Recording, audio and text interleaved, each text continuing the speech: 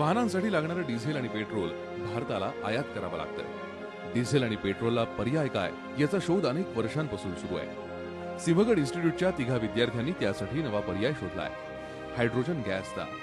अरुण चव्हाण, अक्षय मोहोलकर आणि भुवन अनेजा या विद्यार्थ्यांनी 2.5 वर्षांच्या प्रयत्नातून साकारलंय एक नवं मॉडेल।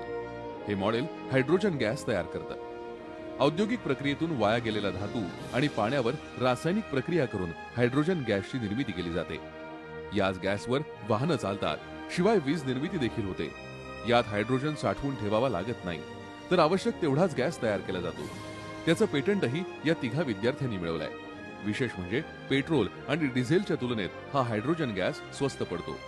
हा गॅस इको फ्रेंडली असून त्यामुळे प्रदूषणावरही मात करणं शक्य आहे। कौतुकाची बाब म्हणजे हायड्रोजन गॅस बनवण्याच्या त्यांच्या या कर्तृत्वाची दखल 7 समुद्रापलीकडील अमेरिकेच्या फिलिप्स कंपनीने घेतली।